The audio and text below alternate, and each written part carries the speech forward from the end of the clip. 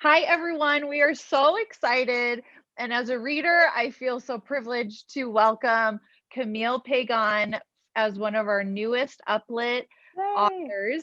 And her new book, Don't Make Me Turn This Life Around, comes out May 11th, and we're just going to talk about it. So, Yeah. um, we're so excited to have you. And so, why don't you let us know, Camille? Just tell us about the plot. I mean, this cover is amazing.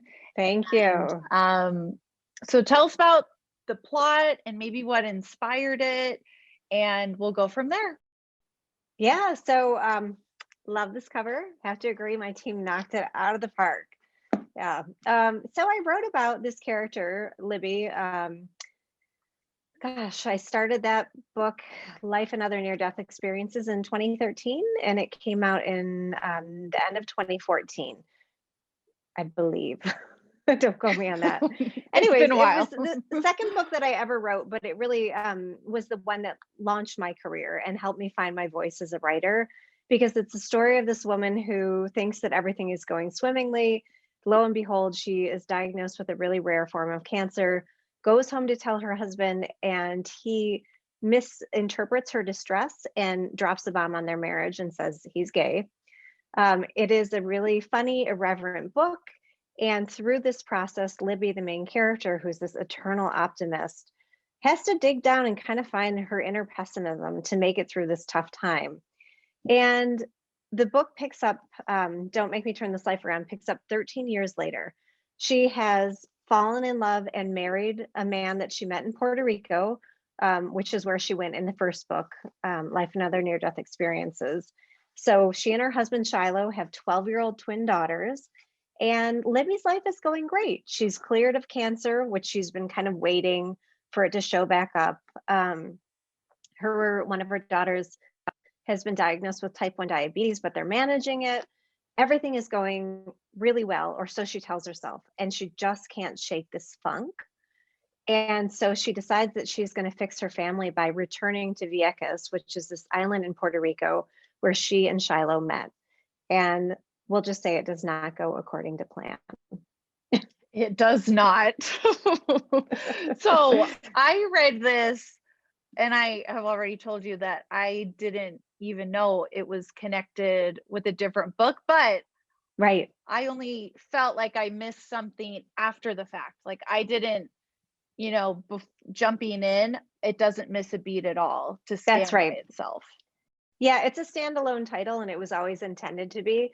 Yeah. In part because that's just how I write stories. They're really a moment in the character's life. Yeah. And so even if you don't know their backstory, you will very quickly, and you'll understand where they find themselves. And at this particular position, Libby is not understanding why she doesn't feel happier. And I wrote this book at the beginning of the pandemic, and it's very much informed by that experience of I'm alive, I'm not suffering, my family has food on the table. Why am I not happy? And do I have a right to have these feelings? And Mhm. it was really cathartic for me to write this story. As I told Megan, I was then diagnosed with COVID while I was editing the book, and I'm fine. Everything worked out Mhm. just fine. But I was forced to kind of look inward and say, well, now something really terrible might happen to me. Do I, Yeah. am I on board with the way I handled this? And the answer was, of course, yes. We all have a right to our feelings. And the more that we repress them and deny them, the worse off we are. And so the book is ultimately about Libby's journey to come to terms with where she is in life.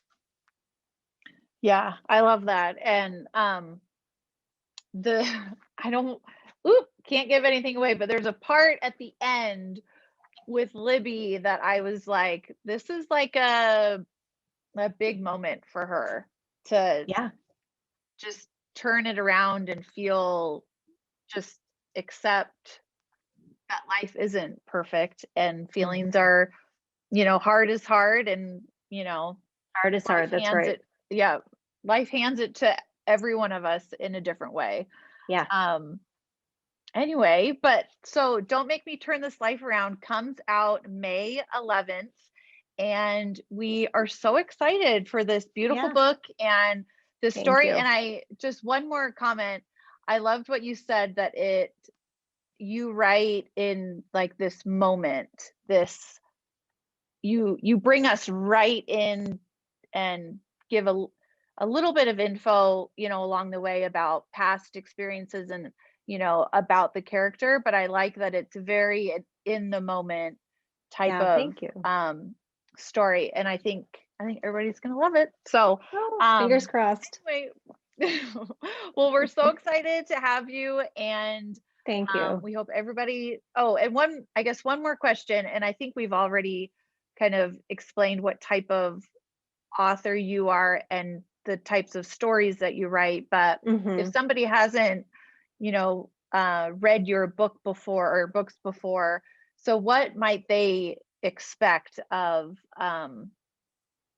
just types of themes or stories? And I guess we already kind of talked about it, but if you had anything more to add. I mean, I say that I write witty stories about love, loss, and life's what ifs. They're definitely wry in tone. I look at life as something that's both funny and sad.